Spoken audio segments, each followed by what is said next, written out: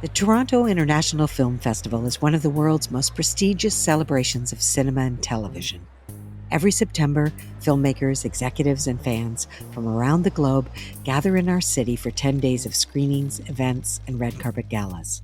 For up-and-coming Canadian directors, getting a film into TIFF can be a game changer. A TIFF premiere means increased exposure, possible critical acclaim, and potential distribution deals, all of which could propel their careers forward.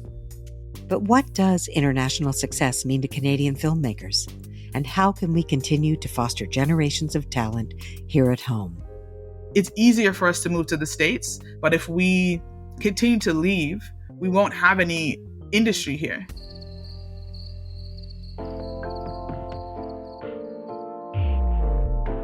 Our first guest is the legendary Adam Egoyan, who burst onto the scene in the 1980s as part of Toronto's new wave of filmmakers. I had the experience of desperately wanting to be in this festival. It was like the coolest thing and not getting in.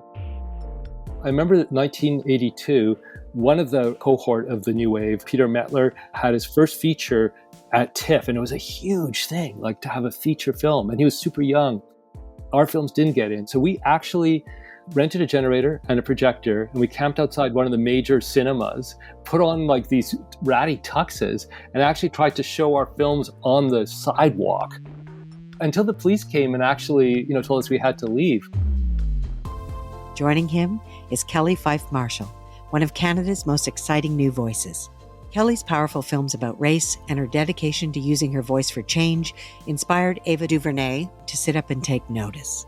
It all blew up from my house. Like, I was just on Zoom constantly talking about it, still wearing my pajama bottoms.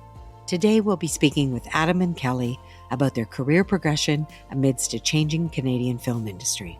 We'll discuss the importance of artistic passion. That character is very different from the way she is in the book, like wildly different.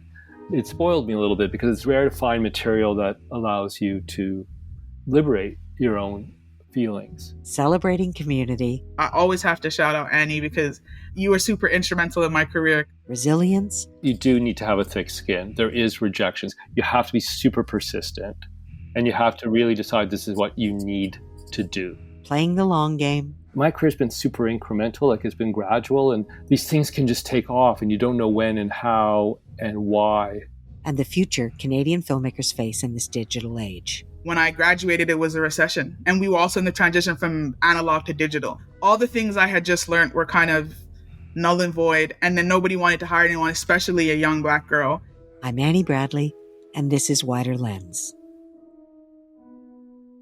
Let me just say that I'm a huge fan of both of your work. So I'm thrilled that you're here today because I feel that it really will lend credence and illuminate that journey of TIFF. So I think it's going to be a really exciting conversation. And I think everybody loves a good origin story, but I'm always interested in the moment that you knew that you wanted to be a filmmaker. For some people, it's like a moment. For other people, it's a journey. I love to find out how you found your way to filmmaking. Well, I was really involved in doing drama at high school, writing plays, and I picked up a Super 8 camera that a friend had, and I just got completely excited by this idea that the camera was like a character, like it was someone watching these other people, and that it was both a reflection of me looking into the camera, and it just was kind of naive, and it felt like so powerful and like this amazing instrument. It's odd because then I went to university and I studied something completely different. I studied thought I would be a diplomat and studied history and political science and economics, but I was also a member of the film club at the University of Toronto, and I started making short films, and it was pretty clear that I knew what I wanted to do. I just didn't know if I would make a living at it. So I was still studying this other stuff. And by the time I graduated, because I was doing it all myself, it was I'm really old. It was like hand wound Bolex, and it was very, very primitive. But I realized that if I wanted to step up, I needed to find other people to do it with. And I began to hang out around what was then Ryerson. And I met this group of people who still really good friends and that we're still making films, and they became my posse in a way, and we really, yeah. So that's my route. That's how I started making films, just by this naive almost passion about what the camera could do. And I think probably that's the Toronto New Wave. That was sort of the group of Yeah, filmmakers that became the Toronto New Wave, which we'll get into a little bit. Yeah. people like Adrienne Mitchell, Jeremy Yeah. Podeswa, Peter Metler, Bruce McDonald, Patricia Rozema was Yeah. she wasn't part of that Ryerson group, but we became really close around that time as well. Yeah. So we're all still really good friends, which is also kind of unusual. There wasn't anything besides David Cronenberg's work. It was like we really felt it was pretty open territory, because the films that were being made before were really not very interesting, and kind of were under the tax shelter sort of time. There were good films, like I think of things like The Gray Fox, and certainly, like I said, David Cronenberg's films, and they were like odd movies, but as an industry, it was pretty bleak, in terms of like getting into it as a independent, low budget filmmaker. So it was an interesting time. Yeah, exactly. I'm gonna go into that because it's very, very true what you say, and how it's come full circle too as well. So, Kelly, why don't you tell me a little bit about your origin story? I think, yeah, my story is, I guess it's a long one, but it kind of spanned over my lifetime. My family, my aunts, uncles, and my grandparents back in England where I was born, they owned a radio station. So I kind of grew up in the industry. And then I started doing theater in England in the West End. And then when I got to Canada, I was kind of put behind the scenes. And my mom will call me bossy, but my teachers will call me a leader. And so I was doing a lot of putting on plays and stuff in school. And then like grateful that when we landed in Canada, we landed in Mississauga at a school that had like, that's how they did their weekly announcements, was through a TV thing. And I saw that and I was like, okay, I want to do that. I got a co-op with Rogers Television. I was like 15, 16 years old. There was a lady there that was super intimidated by me, and she was like, I bet you can't do my show. And then I ended up doing it. She got fired.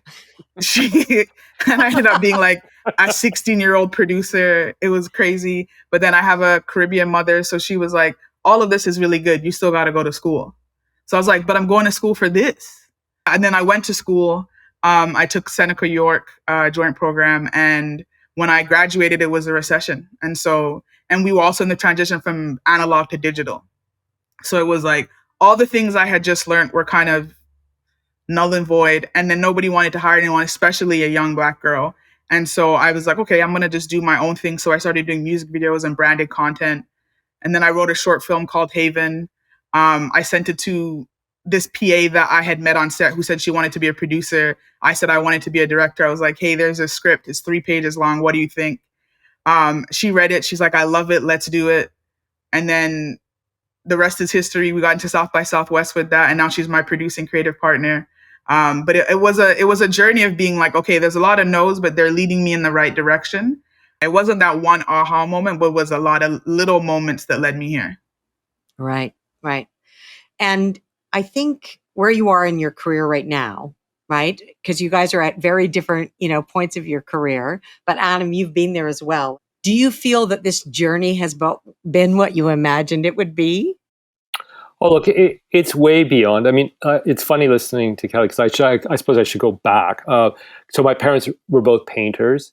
We're from Egypt. We're Armenian. So I came to the country when I was really young. My father was like a prodigy, and had his first show of paintings in Egypt when he was like 14 actually, 14, 15. So he got a full scholarship to the Chicago Art Institute. He went to America thinking he was going to become famous, and came back and like, I won't get into the details, but it was very humbling. And they started a gallery in Cairo, didn't work out. There were lots of political issues that meant they had to leave Egypt, came to Canada, moved to the West Coast because they didn't want to be anywhere near the Armenian community. So I was raised in Victoria by these frustrated, artists who wanted to make a living as artists, and of course it didn't work out. So one of the reasons I needed to think of how I was going to make a living was because they told me really early on, you can't make a living as an artist. And so that's why I came to study something else, like to be a diplomat or do something that was interesting to me. So the fact that you know, I mean, that I'm doing what I'm doing is just a dream come true. I'm just so grateful all the time, and I'm really grateful that my parents, who are now passed, but they were alive to see it because they were so worried. Like they were so worried that when I went into this, and in a way, my career's been super incremental. Like it's been gradual, and they were very worried at the beginning when I graduated, but then I went into like theater. My first paycheck was to write plays at the Tarragon Theater, but I knew that film, because of that aha moment I had with the camera, is what I wanted to do. So I'm just super grateful. Like I didn't have any connections. It was a different time. It wasn't as competitive. But I didn't have Kelly's boss, like mom, and Kelly, I think I agree with your mom. You were very bossy. That's great. I love the fact that this person told you that you're not going to get my job, and then you got the job at 16. Like that's pretty impressive.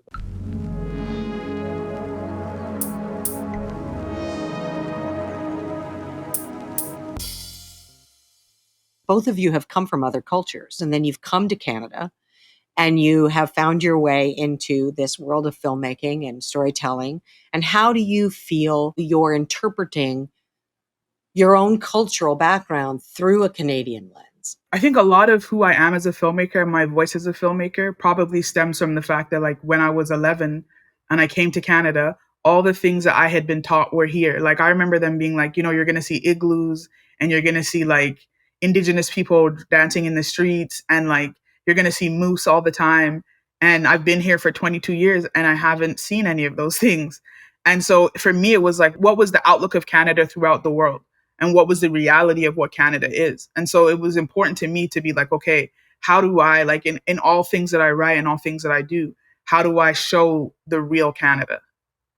And I think so having that outsider look, like being an immigrant and kind of looking in, was also super interesting. And then I also think, my experience as an immigrant was super different in Canada because I was from England. And it like most of the time, if you think of immigrants, you think of non-English speaking immigrants. And so as a British person, I don't know, my experience is very different from a lot of folks. And so that's also something that's like a huge theme within my work, is like looking at immigrants and refugees, because especially with what's going on in current days, it's that outlook of how you're seen and how you're reflected on. Yeah, exactly. Adam? Yeah, I think we've both had very unusual immigrant experiences because, yeah, Kelly is coming from Britain, but when she probably came and was within a community. My parents made a really conscious decision when we came that they wanted to be away from the community. Like all my cousins and uncles and aunts are in Montreal. There was the biggest Armenian community was in Montreal, but my parents had made this decision to kind of head out west and to be away from that because they wanted to assimilate, really. And so even though Armenian's my mother tongue, like we didn't speak it at home. I know it because my parents spoke it to each other, but it was all about weirdly enough, becoming English, because Victoria is like the last bastion of the British Empire, right? So you're actually more English than the English. You're raised to play, you play cricket and you play rugby. We had kind of a parade system at school. And no one knew what I was, right? Like, they didn't know if I was Jewish or Italian or Arab. No one knows what an Armenian is. It wasn't until I came to Toronto, really, that I understood what the politics, the crazy politics of my particular culture are. I knew that there was this violence in the culture. I knew that there was this genocide against the Armenians, and that my parents had they were very traumatized by that because my grandmother is an orphan of that. We don't even know where she's from, what village she was from, just that it was all taken away. So there was a lot of trauma, but it was only when I came here to Toronto. And I came at a time when it was very suddenly politically explosive. There was like these there was a lot of violence again, because it had not been talked about for so long. And I was in the midst of that. So the Armenian Student Association at the university was incredibly active, and I became really active.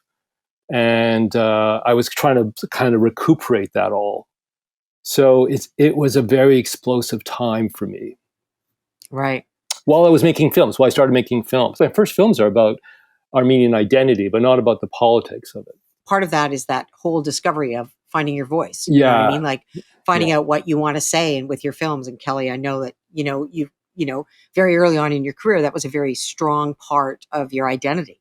You know what I mean? Was having an opinion, having something to say, not being afraid to say that, not being afraid to take a stand. I want to go back to TIFF, and I want to say, because we've all had premieres at TIFF and we all know what that is, but obviously for many filmmakers around the world, having a film premiere at TIFF is a dream. Like it's a goal, right? It's sort of like, there's TIFF, there's Sundance, et cetera. They're the Venice, Cannes. There are the big sort of festivals, but we're Canadians. So it's also our festival, right? It's our local festival. And I'm going to start with you, Adam, because you come from, we're probably around the same vintage.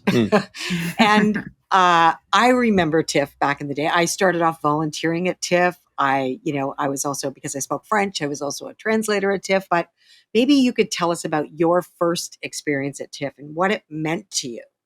And, and was it everything you thought it was going to be? Right? Yeah, I mean, okay, look, so it's all vivid to me because it's just like what's yesterday. So when I was at University of U of T, I was writing film reviews for one of the campus papers, and so I was aware of TIFF as a film fan and interviewing these amazing directors because I got this pass.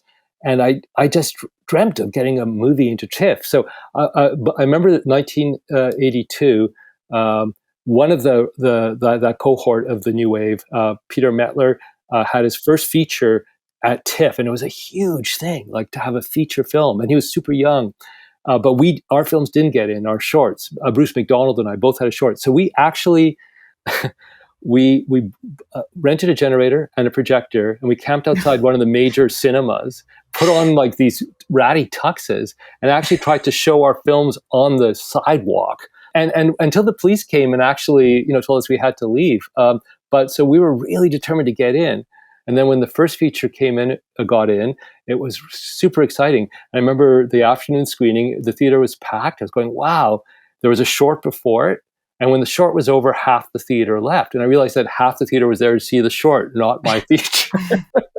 So it was, I kind of had this experience where it was very incremental. Like people don't remember that, but it was, I gradually sort of built up an audience. So Kelly has a very different experience, obviously. Like you, Annie, I volunteered. I was a orange shirt girl. But I think my initial TIFF experience was very different because when we got in, it was the pandemic. Yeah. So it was Black Bodies. We finally got in and it blew up, but it all blew up from my house. Like I was just on Zoom constantly talking about it. And so like had gotten all of this success, but from the same room, like still wearing my pajama bottoms while on Zoom. And so I was like, well, what happens like when we go outside? Like, how does this translate now? I mean, maybe it worked in my favor because a lot more people were watching it, and Black Bodies was about police violence and racial violence. And at the time, George Floyd had just been murdered. And so it definitely was something where people wanted this information. They wanted to see these things. They wanted to hear from us at that time. And so, yeah, a lot of folks probably tuned in a lot more than what would have happened if, like, I feel like we broke outside of the TIFF boundaries. We were just like a film in Canada that was premiering. But it was such an interesting experience because we didn't get to have all of the TIFF fun and all the like red carpets and all that stuff because it really just happened from Zoom. What you missed was that experience of sitting in a room with people and having that experience as a filmmaker. I remember it when you're sitting in the back, terrified, in the back row, watching people watching your work and waiting for those moments. Are they going to get it? Are they going to like it? Is it going to land? Like, is anybody going to understand what I'm trying to say? I would say like what Kelly's saying really speaks a lot about how things have changed because one of the reasons I saw her short was because it was like a different TIFF, and it made it possible when you heard of something that was getting traction, you could immediately see it. It was Right. accessible to you. So I think you're absolutely right, Kelly, that maybe a lot more people saw it because of the, what was being generated and the accessibility because it was online. And, TIFF does remain a solid launch pad for like independent voices. It does. And sometimes I think there is a conversation that do the Canadian voices get, are they lost in the noise of the international, stars and celebrities that TIFF has become? I do remember a different TIFF when there was a much more even playing field across those things for fans. And I'm wondering, so Kelly, why don't you talk, because you have Black Bodies and that happens. And then you come back the next year and you come up with your first feature. So why don't you tell us about that journey and landing at TIFF and what that meant? So I had actually written a film called Summer of the Gun. And Right. so that film is essentially, which is like it's the summer of 2005 when gun violence was super high. And I wanted to speak to gun violence within Canada, within the communities, and just kind of have like a way to speak to how it was happening, why it was happening, and have some real conversations. And so we applied to Telefilm Talent to Watch with that film. And then, I mean, we all came to the agreement that like it needed a lot more money than what the micro budget was for what it needed to be. I remember my producers coming to me and like being like, okay, so are you going to write another film? And I was like, no, this is my first film. This Back with the Bossy. And I was like, no, this is because, you have that vision as a filmmaker. This is going to be that film that's going to be my first. And then I had one of my aha moments and I was like, oh, I could do a prequel. I could do like one of the characters in that story comes from Jamaica. And so I could do an immigration story. And then I get to speak to immigration. I get to speak to being a refugee. And then I also get to go home with like all of my crew. My creative team is Jamaican Canadian. So we get to go home. We get to make our parents proud. We get to make our grandparents proud. And we get to do this film for Jamaica. And so that's how When Morning Come was born. We got the money for that in 2020 once we resubmitted to Talent to Watch, and then the pandemic. And so we were like, we were getting ready to go. We're like, we'll just push through. Jamaica hasn't been affected as much by the pandemic. Let's just see if we can do this. A lot of people were still trying to make indie films during that time. And then 2021, the government shut down flights to sunny places.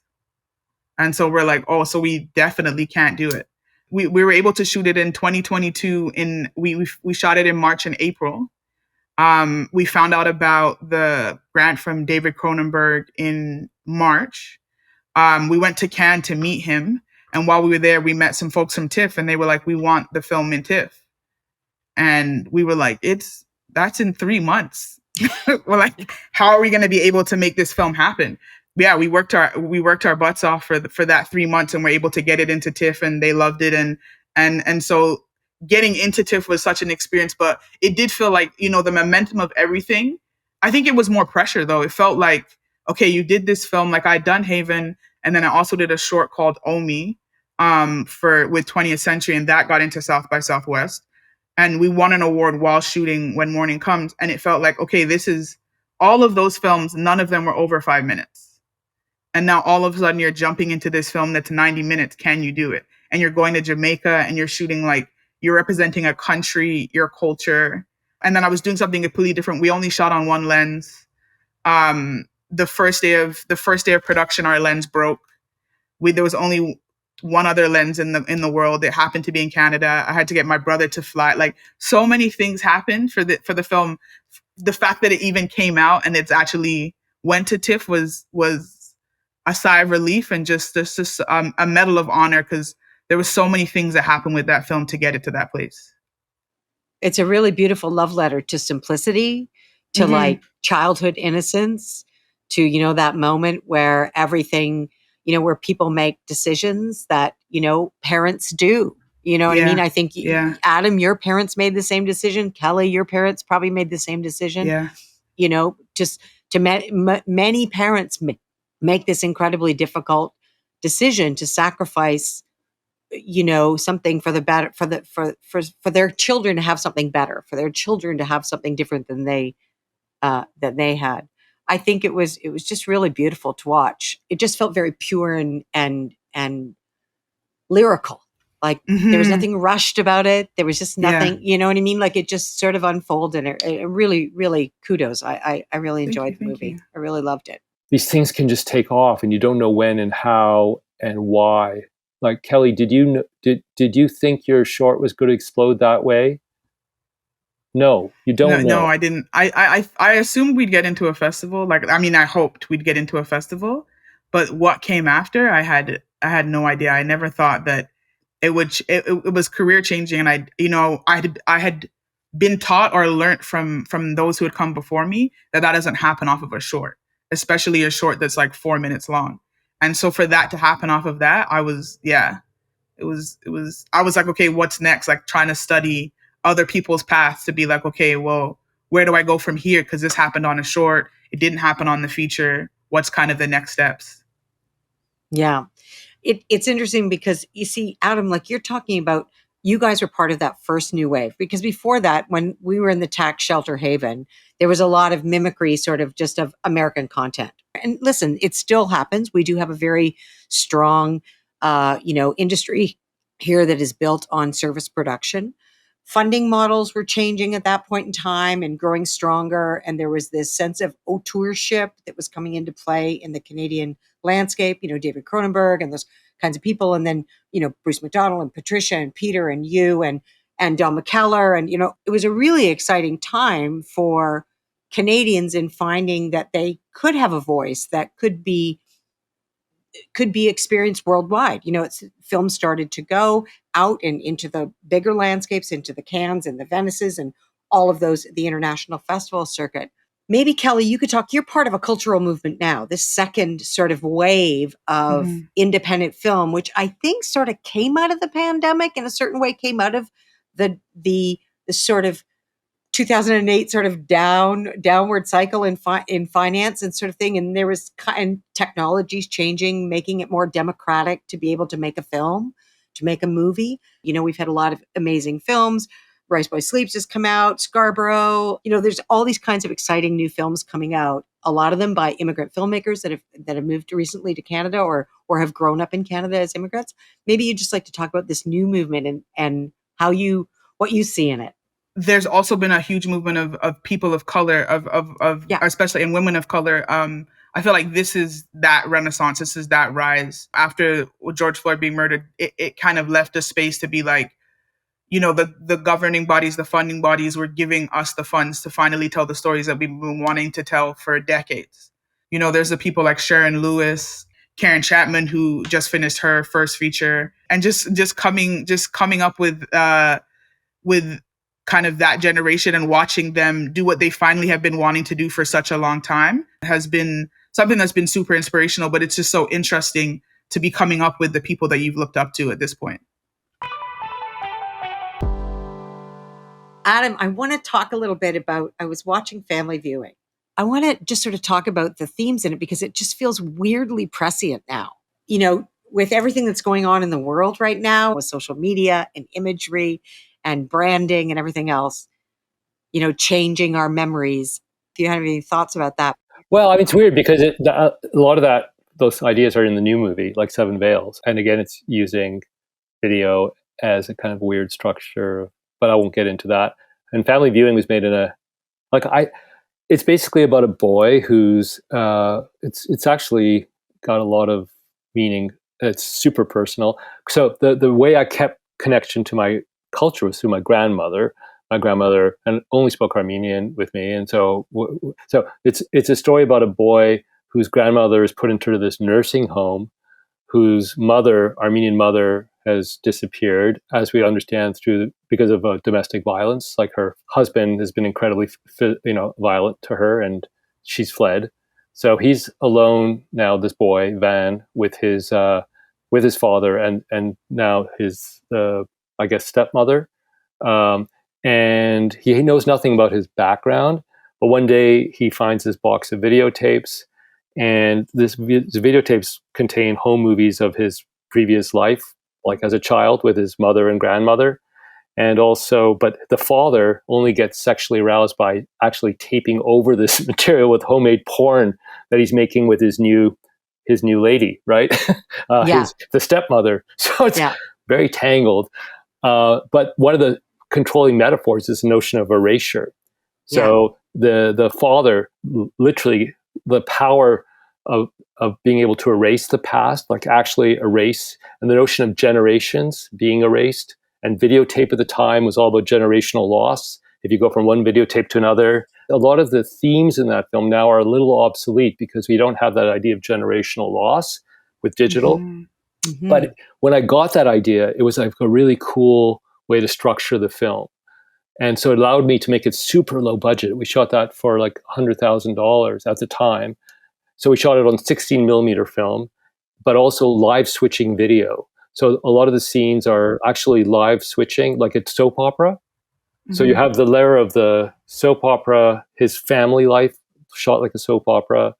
You have the stuff that's on the home porn and the home videos on VHS. And it's kind of like this mixed media approach to all the themes that are being dealt with in terms of the psychology of the piece, but also the notion of cultural domination, right? Like it's, to me, that's the overriding. Even though I'm not talking about that explicitly, it's there for the people Yeah. who want to read it. Yeah.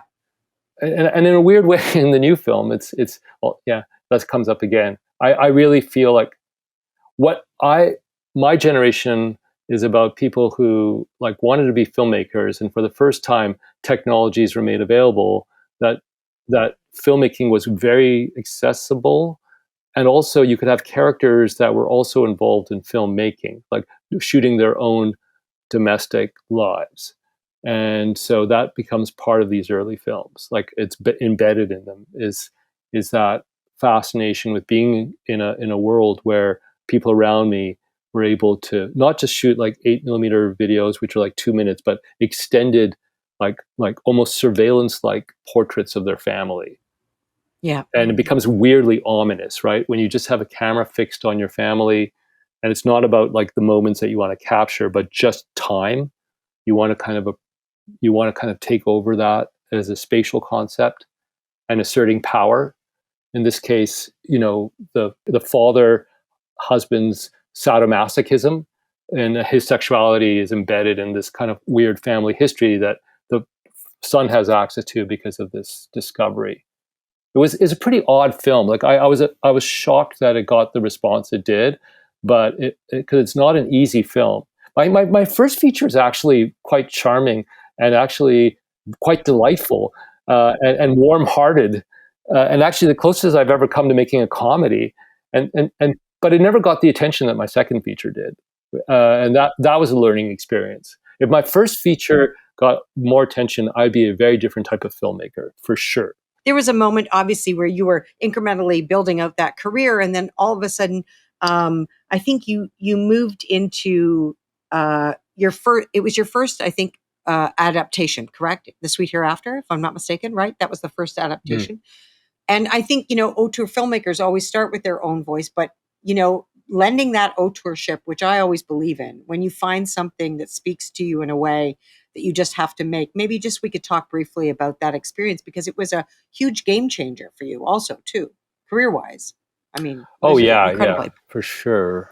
The book allowed me, gave me a portal into something else really major in my life that I hadn't been able to access, and I was able to access it through the Sarah Polley character in Sweet Hereafter. But I also had the extraordinary blessing of having used Sarah in Exotica in a smaller role and knew what she was capable of. So I was able to write this adaptation thinking of her in that role. And Right. that character is very different from the way she is in the book, like wildly different. Yeah. But I had Sarah in mind to execute this new sort of vision of what that character was and the amazing action she takes. So the action she takes is the same as the book, but the character is very much based on an understanding of what Sarah was capable of and how she spoke to a young woman I had observed in my life, dealing with something not dissimilar. So it was a huge blessing to do that, and it spoiled me a little bit because it's rare to find material that allows you to liberate your own feelings, because Yeah. yeah, it's touched on in Exotica some of the themes, but the Sweet Hereafter was able to elaborate. And also, it was interesting because it was after Exotica that I got my first American agent, and I was thrown all these kind of more commercial films, studio films, and I actually signed a contract with the studio, but I broke that in order to make The Sweet Hereafter, because I promised the writer, who just passed away. I was at his memorial last week, Russell Banks, wonderful writer. But I promised him I would make that film in the Canadian system, and I was able to set it in BC, the province I'm from. So it was, again, I'm so thankful I made that decision, because the studio film I walked away from never got made, and I probably would have just been, that time would have been wasted. And that leads me to talk about this, because both Kelly, you've been very vocal about this, and Adam, you've continued to thrive and survive within the Canadian system, and to continue to live in Canada, Yeah. make movies, have a Yeah. career, which I know we should all be grateful for at Yeah. any level, Yeah. because it's not for the faint of heart. As more and more directors come on the scene, once again, it becomes more and more competitive for a limited slice of funding, pie, etc. All of those things. It's not without its incredible challenges, which is why I always tell young filmmakers when they ask me something, and I say, just make the movie you have to make, not the movie you think you should make. And also find the budget. I was totally inspired by what was happening in Quebec, right? So there were all these artisanal filmmakers, and my hero was this filmmaker called Jean-Pierre Lefebvre, and he had this maxim that said, the first decision is the story you want to tell. The second, and as important, decision is at what scale are you going to make it? And so that determines a lot, right? When Kelly was talking about Summer of the Gun, and they couldn't make it for that budget, right? So I have, with the earlier films, I was thinking like Quebec artisanal style, like what's the smallest amount of money I can make these films for? And even this last film, which ended up costing way more than it should because of other issues, but I thought it could be done for a small budget, right? So I'm aware of that. I'm aware, and I'm also aware that I haven't made a film I've shot a film for almost 5 years, right? So you can't keep going. You have to create space for sure. You have to be aware of that. And this film, I also got rejected the first time by Telefilm, which is fine. Like no one's granted anything. It is always a struggle, and it's difficult to do this stuff. I will say that I was very fortunate in the 80s. It wasn't as competitive as now. So it was a different game. So, I don't know, I would have been able to have done it as consistently. Like I was making a film every couple of years, until recently, because it wasn't as crowded. And these issues that, very important issues that we're dealing with now weren't front and center, which is, trying to diversify. It's also weird that at the time I was considered kind of some sort of a model of diversity, because the films were so thought as a multicultural sort of, because these early films were dealing with that.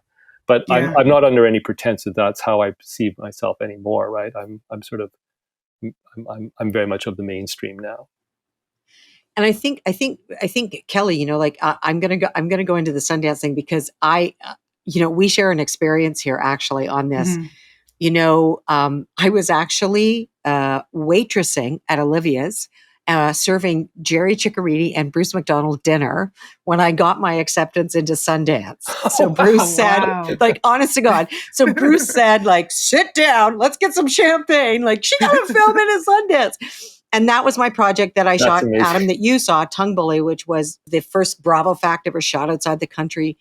And it premiered at the Lincoln Center at Dances with Films opening night, and then it premiered at Sundance. And I went to Sundance. We had to sell raffle tickets with all of our friends and independent filmmakers and family and everything else to get the money to go to Sundance, because there was nothing available for us to go there. And Telefilm had given the money, the $25,000, to Sundance who of course gave us $500. Like that was it. So we did this raffle thing, and we went to Sundance with this film, a 7-minute performance art film, which, Sundance hated performance art films. They told us afterwards, but they said, we love your movie and it deserves to be here. It went through this whole level of, programmers. And yet, everybody, all the Americans when I was there said, wow, like your film got into Sundance, like in the mail. Like that never happens. You got to know somebody or you got to do something. And then they said, and it's sold. Your career is going to be like, there'll be producers lined up on the tarmac when you get home. Like your career will be completely different. Nobody wrote about it. Nobody talked about it. Nothing happened. My career did not take off. You know what I mean? And Kelly, maybe you just want to talk a little bit about that, because, you sort of had that same feel, and how that, what your philosophy is on going forward, how Canada needs to embrace its filmmakers. Yeah. Yeah, I mean, Sundance again was another time where it was the pandemic. So I did Sundance from the exact same place I did TIFF. Yeah. Behind my computer. Out of Sundance, we got notoriety from a lot of US places, but and media streams, but I got a manager and agent out of it, a US manager and agent out of it. And I already had a Canadian agent. So I did get that out of it. So with Black Bodies, because it blew up so much with TIFF, once we got into Sundance and our PR team started putting out hey, they're in Sundance, nobody cared. Everyone was like, yeah, but we already did. We made a big deal when they got into TIFF. It's fine. And so that was super frustrating, because it was yeah, but this is Sundance.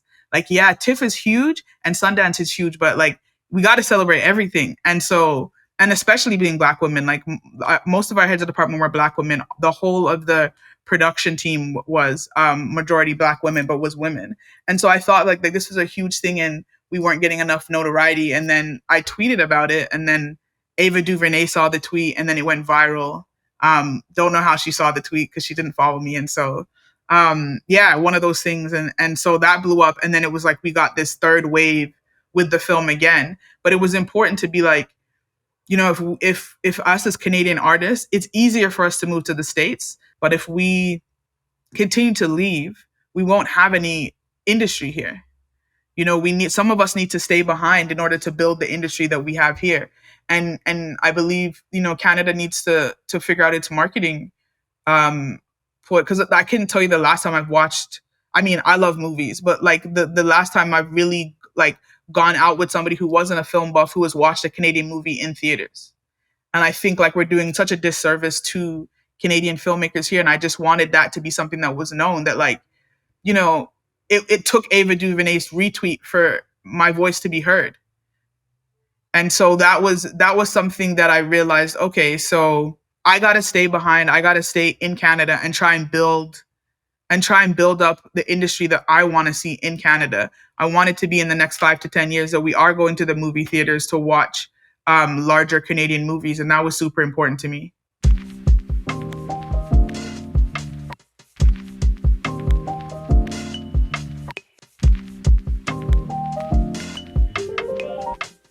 Before we go, I just want to talk about the TIFF 2023, and maybe both of you could talk about the projects that you have at TIFF. Well, this is a real passion project. I've been hoping to do something like this for a long time. So basically, the story is about a woman who was a director observer in her early 20s on this opera, Salome. And she had this crazy relationship with the director. And the director has since passed away, but in his will, he said that if it's ever remounted, he wants this woman to take charge. And she comes back to this world after 15 years. She has a family now. She's still, involved in theater, but it's kind of this huge opportunity. The opera company just assumes that they'll give it to her, that she'll just remount what this person had in mind.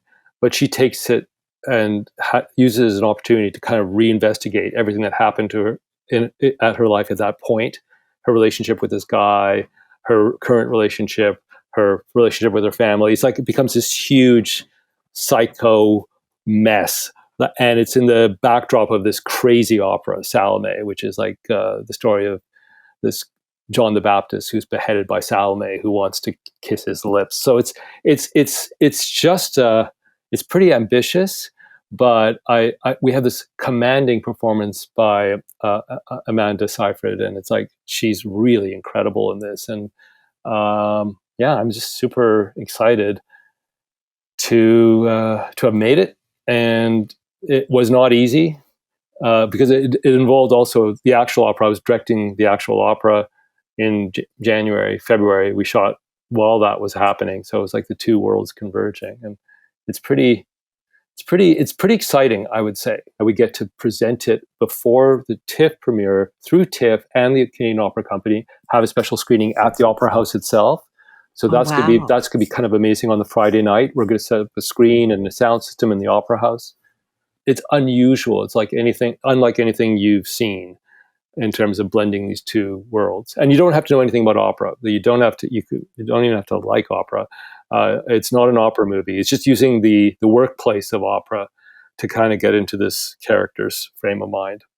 Wow. It sounds right up my alley. Yeah, I'm pretty excited about it. Well, I'm very excited for you. And Kelly, maybe you can talk a little bit about what's going to be happening at TIFF for you.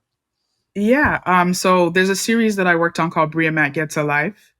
It's created by one of my best friends, Sasha Lee Henry, and produced by another best friend, Tamar Bird. And so that was a beautiful way to take that jump into series. Being able to do it with friends. It's about a 20-something-year-old Black woman in a very white world, and it's made all the more tolerable by her imaginary hype girl best friend. And so she has this like hype girl that just pops in. It's a 30-minute comedy. It is hilarious. It was so fun to work on. And we were able to like break barriers in so many ways. We also had Black women head of departments, in the time when we were told that that's not doable. It was a union project and we were able to do that, premiering at TIFF. So that's also super, super exciting. And it's just something that, we broke boundaries in so many ways. Like, you can probably count how many Black series there are in Canada on your hands, which is crazy to even think about. Since I've lived in Canada, I think there's been 2 or 3, which is 20 years. So that's really nuts. And so to have such a monumental series coming out and to know that we get to premiere it at TIFF again in our hometown, and it has a little bit of Jamaica in it, which is something that's very close to my heart. So yeah, super excited for that to come out and excited for folks to see it. So I directed episodes 3 to 6, and Sasha directed episodes 1 and 2, and so they'll be premiering at TIFF. And this is a wonderful part of TIFF evolving. The new landscape with the new voices is understanding that there is real authorship and happening in television, as we all know these days. And for them to support that and build out the festival with that is a really encouraging thing as well especially for our creators that are making work in Canada. So I think that's to be celebrated for TIFF. Thank you so much for doing that. Listen, I always end it with, I never call it advice. I just call it perspective. But if there was something that you would like to say to the person, Adam, that is like you, or Kelly that's like you, or different than us, sitting at home listening to this and thinking, maybe I'd like to tell stories, what would you like to tell them? Just do it. I would say reach out to the people that you admire, and I think something that was super instrumental to me was finding my team. Like, I found me and Tamar, we were volunteer PAs on some like independent film, and we met each other. We were the only Black people on set. We looked at each other and we were friends, and then we did Haven together, and then Black Bodies, and now we're creative partners. And I think it's finding that tribe, finding those people who you can collaborate with, that have the same views as you, that have the same passion as you. Same with Jordan Orr, my DP, who's gone on to DP Saw. Like, it was having those conversations and knowing we're on the same page, and knowing that your passions align, and just making the projects that mean a lot to you, and then finding out where they land afterwards. Don't worry about the distribution, the festivals. Just tell the stories that you want to tell the way that you want to tell them. You'll be where you need to be, among the people that you need to be. And I think also something that was instrumental, I always have to shout out Annie, because I always remember you were super instrumental in my career. I remember being a PA driver and I was driving Annie to set every day. And I think I told you that I wanted to be a director and you were like, I'll help you out. And I had to think about it for a while. I was like, okay, am I going to leave ADing to direct? Is that definitely where I want to be? And you just listening to your conversations and listening to the advice you had for me was super helpful. So I think like finding that mentor, whether it's straightforward or you're a PA driving a director around, do that, because that really was like the turning point in my career, being like, okay, I'm going to be serious in directing now, because I'm getting this advice and I can kind of see the path. Before I wasn't really sure what my next stop was, but after talking to Annie, I could see what that path looked like in directing. So I'm super thankful for you. And I'm super thankful that you asked me because now look where it's taken you, right? Exactly. And where it's going to take you. So, I mean, I'm honored to have been part of that, a tiny incremental shift in that journey. Adam. Wow, that was such a beautiful story. I just think there's not much to add. I mean, yeah, like everything you're saying is absolutely true. The only thing I would add to it is that you do need to have a thick skin. There is rejection. So even if you find the team and even if you find all those things, you have to be super persistent and you have to really decide this is what you need to do, because it is super tough. But to have the people you can commiserate with and,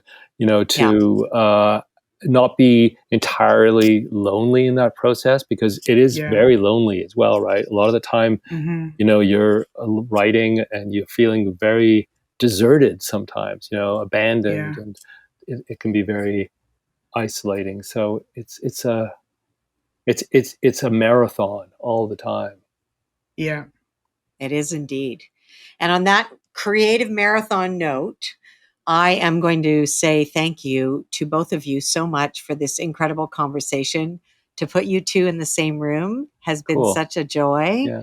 To see, and I'm so excited for both of you for this edition of TIFF, and I wish you nothing but creative adventures in the future. So thank you for making our Canadian film landscape such a rich diaspora to choose from, and I look forward to everything that you're going to do next. Thank you. Okay, thanks guys so much. Thank you. This podcast was produced by Katie Jensen at Vocal Fry Studios. Our video producer is John Packman. Our executive producer is Anne-Marie Stewart.